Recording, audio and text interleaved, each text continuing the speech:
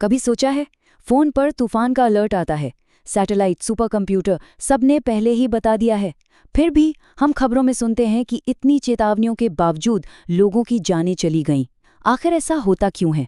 क्या हमारी टेक्नोलॉजी में कोई कमी है, या फिर हम समस्या को ही गलत नजरिए से देख रहे हैं? चलिए आज इसी सवाल का जवाब ढूंढते हैं। तो चलिए इसमें थोड़ा गहराई से उतरते हैं।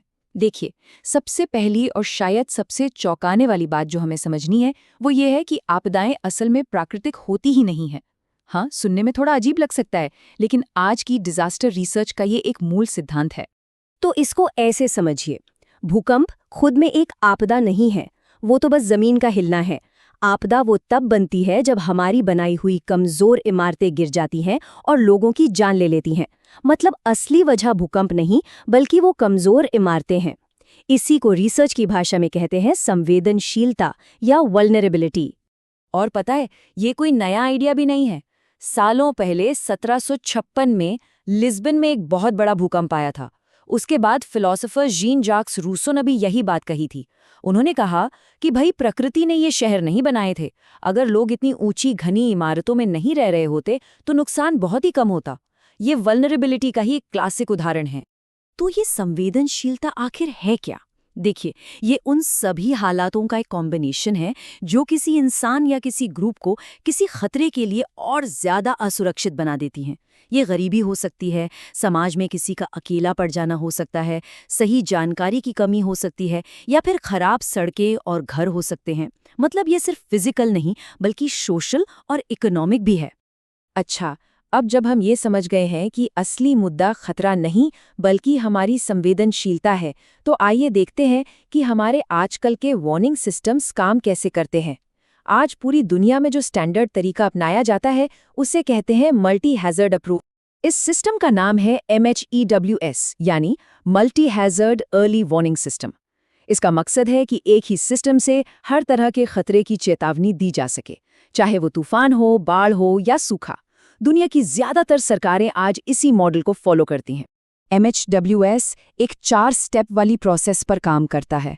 सबसे पहले रिस्क को समझना, दूसरा खतरे पर नजर रखना और अनुमान लगाना, तीसरा चेतावनी को लोगों तक पहुंचाना, और चौथा ये पक्का करना कि लोग उस चेतावनी पर एक्शन ले भी सकते हैं या नहीं। सुनने में तो कागज पर तो ये सिस्टम एकदम परफेक्ट लगता है ना, लेकिन यहीं पर कहानी में एक ट्विस्ट आता है।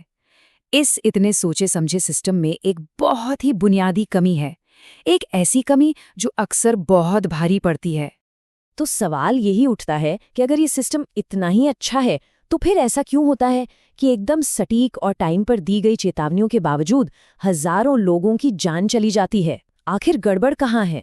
और जवाब ये है, MHWS की सबसे बड़ी प्रॉब्लम ये है कि इसका पूरा फोकस खतरे पर होता है।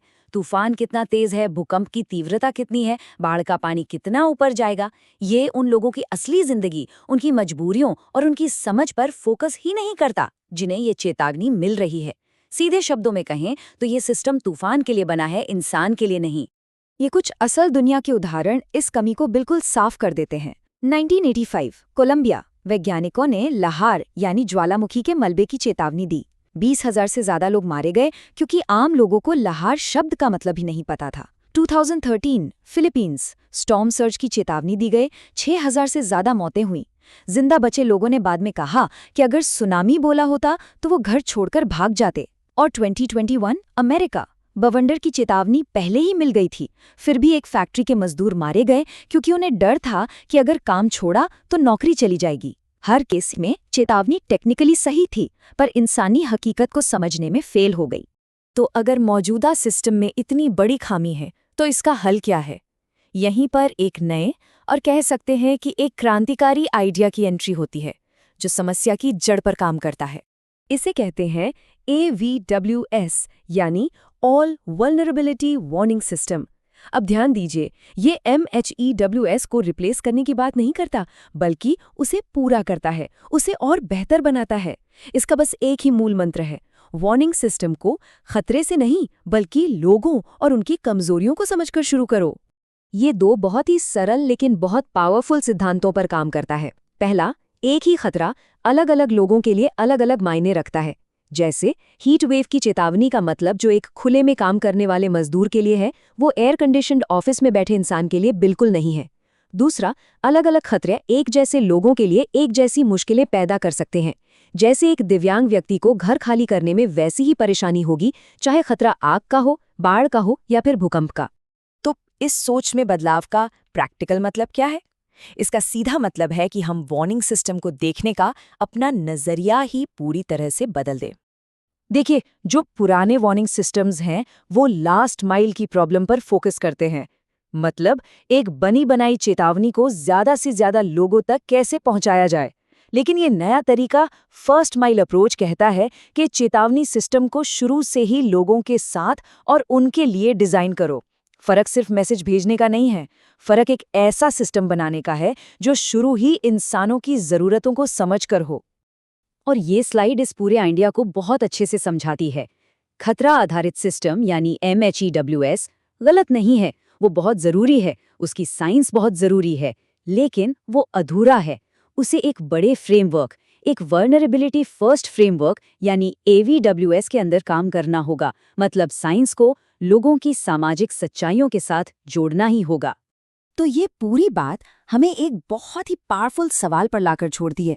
सोचिए, अगर हम अपनी हर चेतावनी को समाज के सबसे कमजोर, सबसे संवेदनशील इंसान को ध्यान में रखकर डिजाइन करें, उस मजदूर के लिए, उस दिव्यांग व्यक्ति के लिए, तो कौन पीछे छूटेगा?